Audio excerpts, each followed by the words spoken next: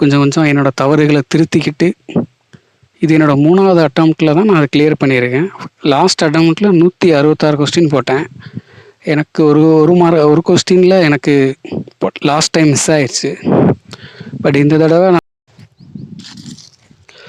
அனைவருக்கும் வணக்கம். என்னோடய பேர் சதீஷ்குமார். நான் தேனி மாவட்டத்தை சேர்ந்தவன். நடந்து முடிந்த 2024 குரூப் 4 எக்ஸாமில் ஸ்டேட் லெவலில் 202வது ரேங்க்கும் கம்யூனலில் 75வது ரேங்க்கும் எடுத்து என்னோடய சொந்த மாவட்டத்திலே ஜேஆர்யூ ரெவன்யூ டிபார்ட்மெண்ட் எடுத்திருக்கேன். நான் எப்படி இதை டிஎன்பிசி கிளியர் பண்ணேன் குரூப் 4ல் அப்படின்ற என்னோடய அனுபவத்தை இந்த ஆடியோ மூலமாக பகிர்ந்துக்கிட்டு படிக்கிறவங்களுக்கும் இனி படிக்க போகிறவங்களுக்கும் சில பயனுள்ள என்னோடய அனுபவங்களை நான் ஷேர் பண்ணிக்கிறேன்.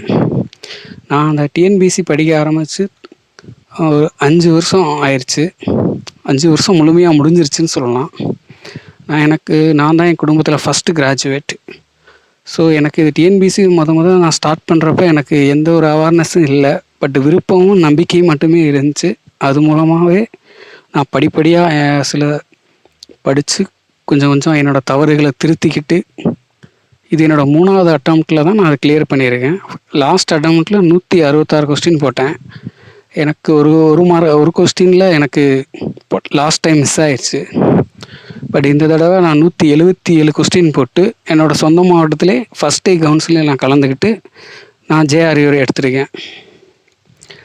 டிஎன்பிசி படிக்கிறவங்களுக்கு என்னோட சின்ன ஒரு வேண்டுகோள் அனுபவத்து மூலமாக சொல்கிறது என்னென்னா, கடைசி வரைக்கும் நம்பிக்கையோடு படிங்க, மனம் தளராதீங்க, திட்டமிட்டு படிங்க. சிலபஸையும் ப்ரீவியஸ் இயர் கொஸ்டின் பேப்பரையும் நல்லா அனலைஸ் பண்ணிவிட்டு அதுக்கப்புறம் படிங்க. டெய்லி நியூஸ் பேப்பர் வாசிக்கிறது இந்த எக்ஸாம் பொறுத்த வரையும் ரொம்ப ரொம்ப முக்கியம். அடுத்து என்னென்னா ஆப்டிடியூட். அதில் 25 கொஸ்டின் இருக்குது. அதை நீங்கள் ரெகுலராக ப்ராக்டிஸ் பண்ணணும். முக்கியமாக ப்ரீவியஸ் இயர் கொஸ்டின்ஸ் பேப்பரையும் ஸ்கூல் புக்ஸையும் மெயின் சோர்ஸாக எடுத்துக்கோங்க. அதே மாதிரி லாங்குவேஜை பொறுத்த வரைக்கும் அட்டை தான், வேறு வழியே இல்லை.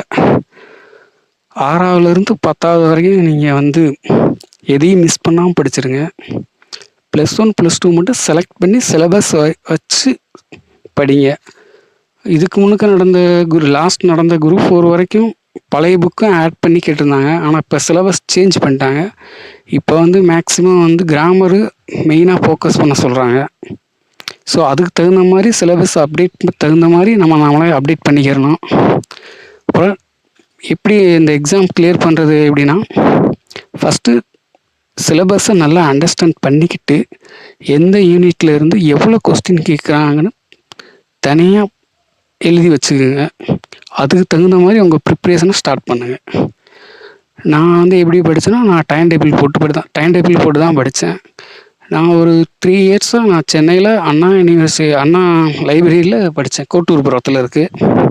நாங்கள் ஃப்ரெண்ட்ஸு மூலமாக ஷேர் பண்ணிக்கிட்டு எல்லா மெட்டீரியலும் ஷேர் பண்ணிக்கிறோம், படித்ததை டிஸ்கஷன் பண்ணிக்கிறோம். அப்புறம் எப்படின்னா, ப்ராப்பர் டெஸ்ட்டு ஏதாவது உங்களுக்கு பிடிச்ச இன்ஸ்டியூட்டில் ரெகுலர் டெஸ்ட்டு போடுங்க. மெயினாக லாங்குவேஜும் ஆப்டிடியூடும் ரெகுலராக டெஸ்ட் ஃபாலோ பண்ணுங்கள். ஜிஎஸ்ஸு ப்ராப்பராக வீக்லி ஒன்ஸில் டெஸ்ட்டு போட்டுருங்க. அதே மாதிரி ரெகுலராக நியூஸ் பேப்பர் வாசிக்கிறது மட்டும் மறந்துடாதீங்க. அதே மாதிரி ப்ரீவியஸ் இயர் கொஸ்டின் பேப்பர், இந்த ரெண்டையும் நீங்கள் ரொட்டீனாக பண்ணிக்கிட்டே இருக்கணும். அப்படி பண்ணால் மட்டும்தான் நீங்கள் உங்களோட ஸ்கோர் இன்க்ரீஸ் ஆகும். அப்புறம் சில பேர் எக்கனாமிக் வைஸாக சில பேர் புவராக இருக்கலாம். பார்ட் டைம் ஜாப் பண்ணிக்கிட்டு படிக்கலாம், தப்பு இல்லை. நானும் பார்ட் டைம் ஜாப் பார்த்துக்கிட்டு தான் அந்த எக்ஸாம் படித்து கிளியர் பண்ணேன். அதுவாசி நீங்கள் ரெகுலராக ஃபாலோ பண்ணுங்கள். கன்சிஸ்டன்சி இந்த எக்ஸாம் பொறுத்த வரைக்கும் ரொம்ப ரொம்ப முக்கியம்.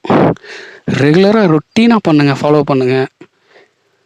டெய்லி மினிமம் நான் ஒரு 6 மணி நேரமாவது படிப்புக்காக ஒதுக்குங்க. அவ்வளோதான். வேறு எதுவும் என்னோடய அனுபவம் மூலமாக சொல்கிறது அவ்வளோதான்.